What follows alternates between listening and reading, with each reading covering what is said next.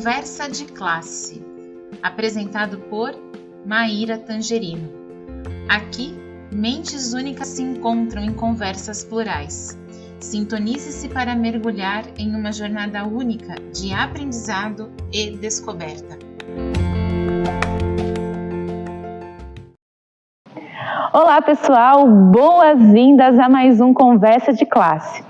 E acho que vocês já sentiram pelo clima, pelo cenário e pelos convidados, porque eu acredito que alguns aqui já conhecem os convidados que estão aqui, que é um programa diferente.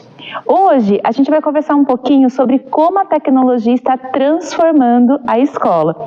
E para minha alegria, eu posso trazer aqui os Marcelos, né? Eu vou chamar essa entrevista dos Marcelos. Marcelo Milani, que é coordenador de tecnologia do Colégio Humboldt. Marcelo Lopes, que é diretor da For Education EdTech, uma empresa parceira do Google na área de educação. E nós estamos aqui no teatro do Colégio Humboldt. Vocês podem perceber uma acústica diferente, um local diferente para fazer essa entrevista de hoje. Marcelos, boas-vindas. Muito obrigada por ter aceito o nosso convite para estar aqui no Conversa de Classe com a gente. E eu já quero mandar aqui a primeira pergunta. E a primeira pergunta vai aqui para o professor Milani. Milani, você é professor, coordenador de tecnologia educacional, e eu queria saber como que você acha que a tecnologia tem contribuído para aprimorar o ensino e envolver os alunos aí de uma maneira única, porque a gente sabe que o Humboldt faz isso muito bem. Boas-vindas. Obrigado. Oi para todo mundo, não sei se é bom dia, boa noite, quando vocês estão me assistindo.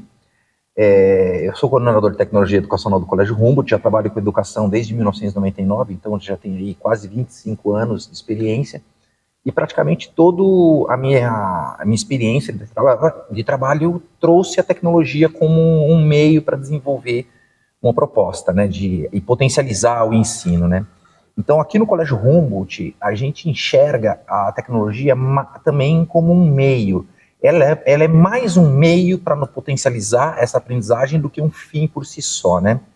Uma discussão que nós tivemos no passado é se a escola teria ou não uma aula de informática ou não, e a nossa conclusão é que não faz sentido ter uma aula específica de informática, né? Dentro da nossa perspectiva de trabalho. Porque a tecnologia ela é mais do que só a informática, e ela deve funcionar basicamente como um meio para potencializar isso tudo. Então a gente trabalha ferramentas específicas de acordo com o que cada disciplina tem como uma necessidade, né? A gente usa também muito a suíte educacional do Google, temos várias plataformas digitais também associadas, a gente tem um ecossistema digital bastante robusto, e a gente enxerga a tecnologia também para além do digital. A gente tem começado a discutir como a tecnologia se aplica fora desse universo digital pura e simplesmente. Então, através da nova disciplina que a gente tem de pensamento computacional, ou dos trabalhos que a gente desenvolve na Sala Maker, lembrando que a tecnologia, a lousa é uma tecnologia, as ferramentas que se usam numa sala são tecnologia, e elas podem ser integradas também a todo esse ecossistema digital de uma maneira, de forma a criar um significado muito maior para essas aplicações, né?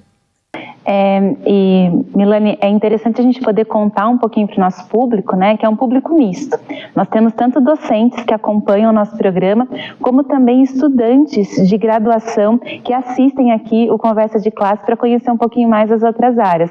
É legal a gente contar para eles, gente, que o Colégio Humboldt efetivamente utiliza as tecnologias no dia a dia. Então, o fato do Milani falar um pouquinho sobre esse assunto vem de um lugar de uma pessoa que está vivendo isso na prática e que implementa isso no dia a dia do colégio, né? Queria aproveitar aqui o gancho, né? Quero fazer agora a pergunta aqui para o professor Marcelo.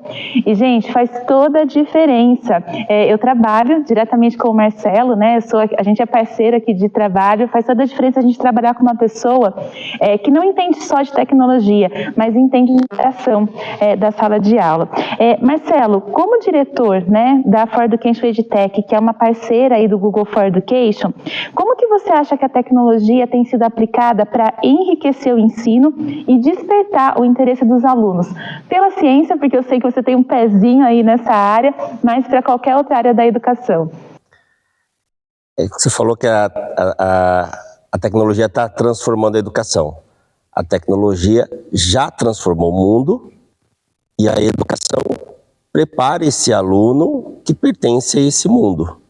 Então a tecnologia, ela tem sido utilizada em várias camadas diferentes, porque os nossos professores, eles não foram formados para trabalhar essa tecnologia. Essa tecnologia surgiu depois. Até uma definição de tecnologia, né, talvez não muito acadêmica, mas a gente pode falar que tecnologia é aquilo que surgiu depois da gente. Se a gente chegou nesse planeta e já tinha alguma coisa, meu filho nasceu, já tinha lá de repente foto digital. Para ele não é tecnologia, para ele é normal. Assim como a geladeira é para mim. E como muitas tecnologias surgiram após a formação dos professores, após o nascimento dos adultos que estão educando agora, ela entra em camadas de acordo com a experiência, a vivência de cada professor. Essa tecnologia vai ser usada de forma diferente. Exemplo, tem professores que vão utilizar na primeira camada, que é substituir o analógico pelo digital, onde ele demonstra, o aluno consome. Tem professor que já consegue explorar a tecnologia para criar, co-criar, compartilhar, para desenvolver produtos que colocam o aluno ali como produtor de tecnologia e não só consumidor de tecnologia. Então, assim, a tecnologia ela vai ser usada em diversas camadas para a educação e no mundo ideal ela pode colocar o aluno como autor, ele pode colocar o aluno para participar de uma forma ética, segura e responsável desse mundo que já foi transformado pela tecnologia.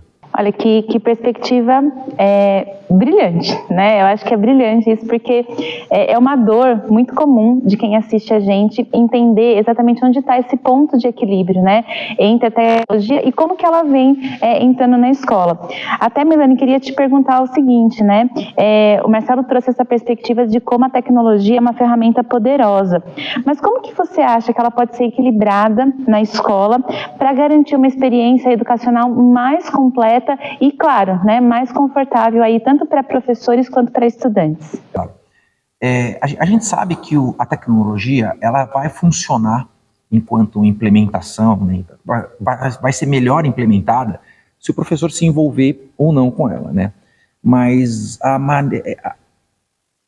maneira como essa implementação vai acontecer é o principal, porque como o Marcelo bem colocou, os professores, eles não tiveram uma formação para isso. Eles, quando muito, tiveram lá uma disciplina de tecnologia educacional que muitas vezes ela não traz de fato a realidade, porque cada instituição vai entender essa disciplina de uma maneira diferente. Algumas vão tratar da teoria, vão trazer alguns autores, outras vão tentar trazer para a prática, mas a questão é quais são as melhores tecnologias. E as melhores tecnologias são aquelas que de fato vão potencializar a sua aula. O professor, muitas vezes, é o melhor agente para isso. Enquanto gestão de tecnologia, cabe a uma coordenação de tecnologia apontar caminhos para os professores e acompanhá-lo nesse processo.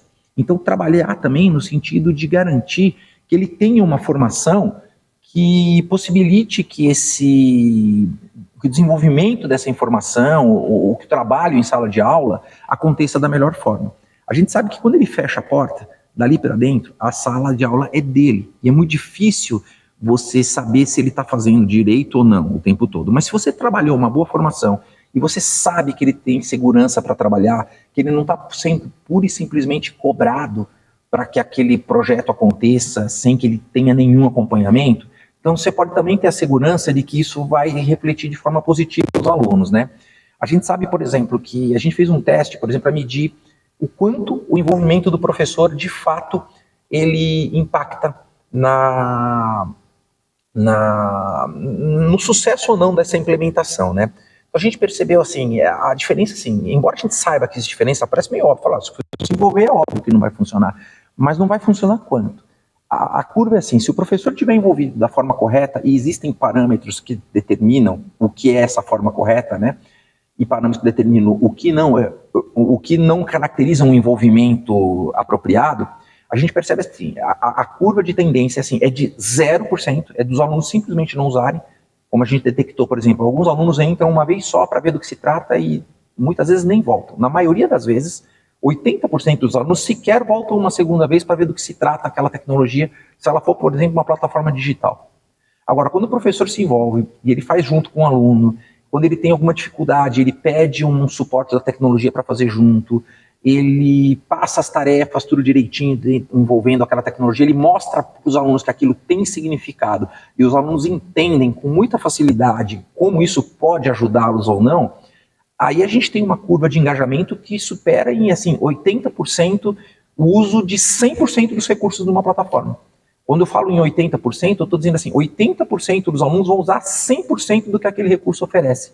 E a gente tem uns 20% ali que vão estar entre usar 75% dessa possibilidade até nada.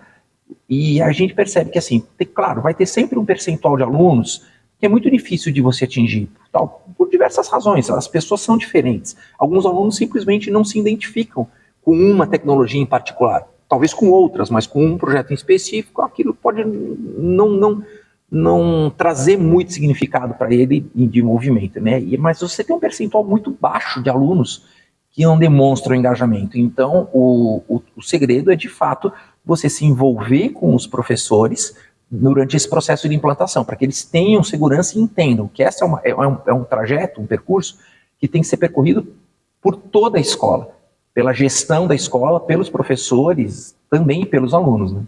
E Milani, é muito importante esse ponto que você está trazendo, porque eu acho que só sinaliza cada vez mais que a gente precisa de pessoas dentro da escola que entendam, né, como essas tecnologias estão chegando, quais são essas novas tecnologias, exatamente para poder guiar, né?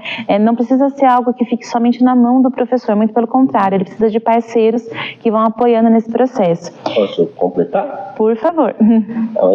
Não, é interessante, assim, quando a gente cita professor, tem sempre aquele peso, né? Tudo é o professor, mais uma coisa para o professor, é culpa do professor. Não, na realidade, o Milani fechou bem aqui, você complementou, que é um conjunto. É um instituto holandês que mediu, verificou o que impactava na transformação da educação através da tecnologia.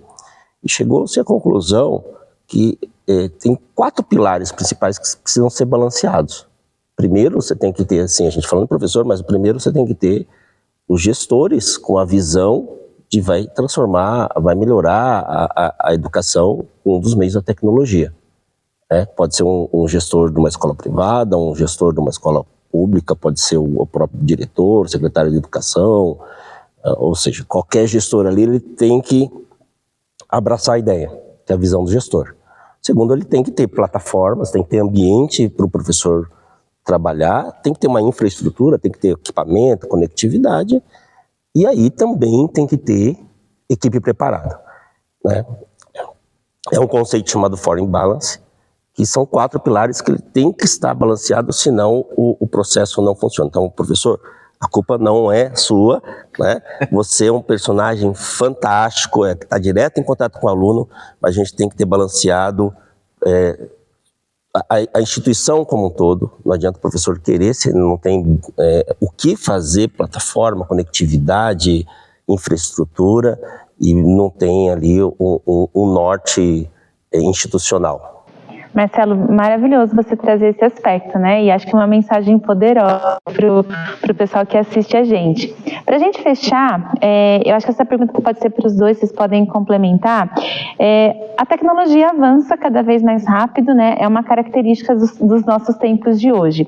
O que eu queria saber é como que vocês enxergam essa evolução contínua das ferramentas digitais e como que vocês acham que isso vai impactar o aprendizado dos alunos daqui para frente? Eu acho que pensando em ferramentas digitais propriamente ditas, né? Além de desenvolver as habilidades, as competências digitais, trazer à tona essa discussão ética, de importância de você cuidar de como você dissemina informação, como você deve se proteger. Então, assim, tudo isso acaba sendo abordado, mesmo que tangencialmente, quando a gente usa uma plataforma digital. Né? Você não pode deixar ela logada, é a mesma coisa com o seu e-mail, então você tem que tomar cuidados dessa natureza. Mas eu vejo que as plataformas digitais, elas trazem, em particular, muitas delas, elas trazem um potencial muito grande que ainda não é totalmente explorado e que talvez seja se não o aspecto mais importante, certamente um dos mais, que são os dados que elas são capazes de trazer. Então elas conseguem mostrar ou delimitar, ou desenhar todo um cenário, todo um conjunto de comportamentos e de tendências que ajudam a gente a desenvolver uma gestão pedagógica cada vez mais pautada por evidência. Então, quando você tem uma plataforma específica de redação, por exemplo, a gente tem uma aqui, que ela nos aponta quantos por cento dos meus alunos erram crase e quantos por cento erram crase em cada ano, eu consigo entender se no ano específico em que crase é ensinada, a gente tem de fato uma tendência à resolução daquele problema, ou se a gente tem uma falha naquele mecanismo de estratégias, daquele conjunto de estratégias que estão sendo usados para aquilo. Isso, em conjunto com as coordenações de nível e de outras áreas, nos ajuda a perceber que existem aspectos que já estão bons e que a gente deve se apoiar neles para continuar, ou aspectos que a gente pode melhorar. Da mesma maneira, quando a gente tem, por exemplo, um sistema de simulados que mostra lá um relatório muito especial para os alunos e muito individualizado e fala, olha, você tem dificuldade na habilidade X, porque você fez um exame agora, um simulado, e detectou que em tal habilidade de história, que era considerada fácil, você errou. Então você derrubou toda a sua nota de acordo com a TRI. Quando o aluno começa a enxergar essas informações que ficam facilmente mapeadas por algoritmos digitais mais sofisticados, ele consegue direcionar o estudo dele ou a atenção dele. Então, assim, o uso das plataformas digitais precisam de formação para o professor usar aquilo, mas precisa também de uma formação do aluno no sentido de entender como os dados que a plataforma produz a respeito dele devem ser utilizados em benefício dele próprio. Então são algumas camadas aí de abordagem desse uso tecnológico que vão além do uso puro e simples.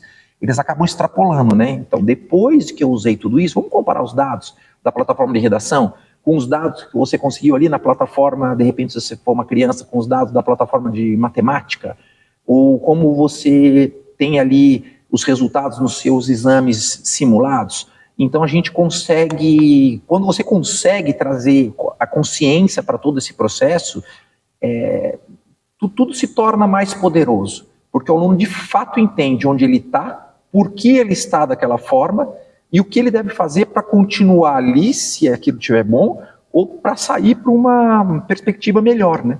Eu acho que tem a melhora do aprendizado através da tecnologia, usar a tecnologia com toda essa transformação, tem diversas camadas.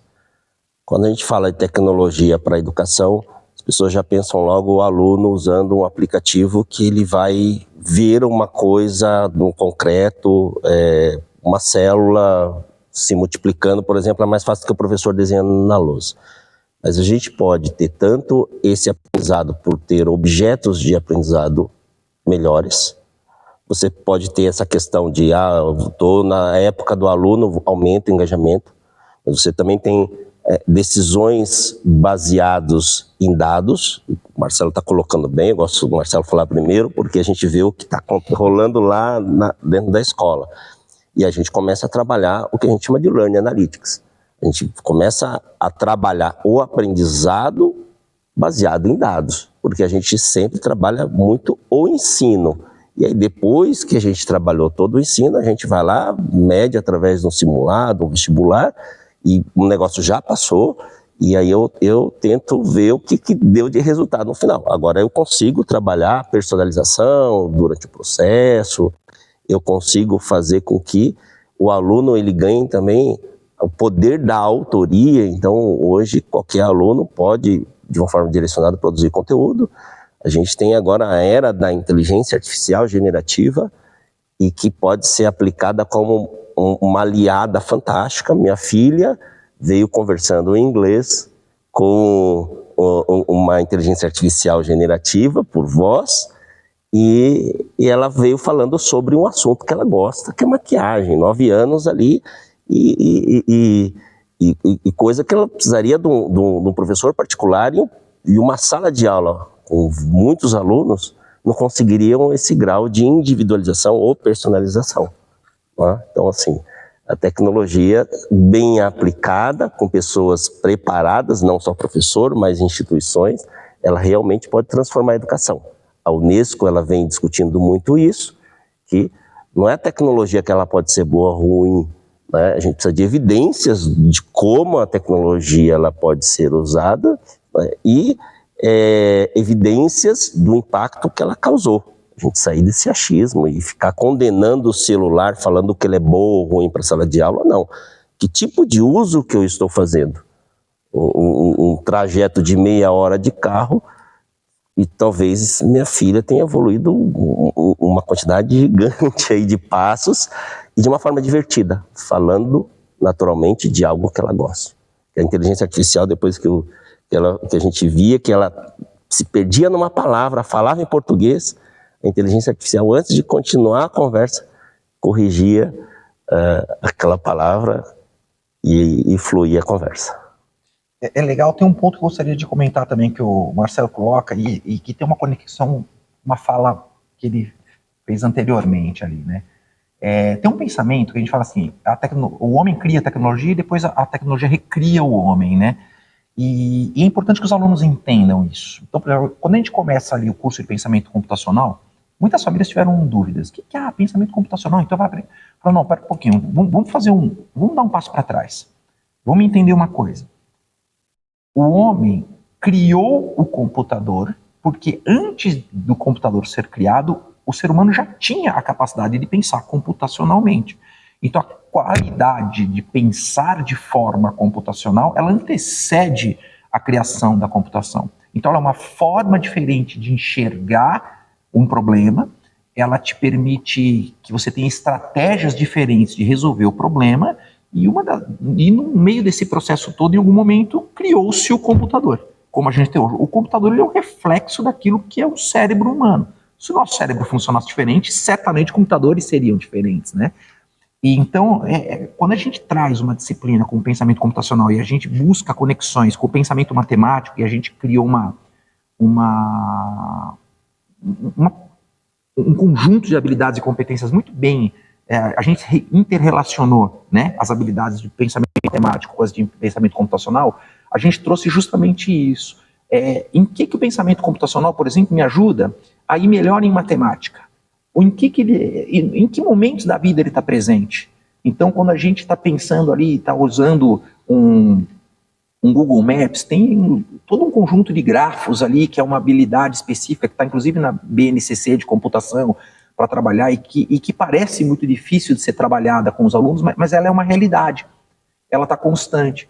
Então, trazer para o aluno que ele, ao produzir conhecimento, porque a escola também é um lugar a gente não pode esquecer disso, ela não é só um local para transmitir conhecimento, ela também é um espaço para que a gente possa criar conhecimento. E o aluno, como agente desse processo todo, é uma figura importante para a construção desse conhecimento, porque todo esse conhecimento se constrói ao redor das experiências das quais ele participa.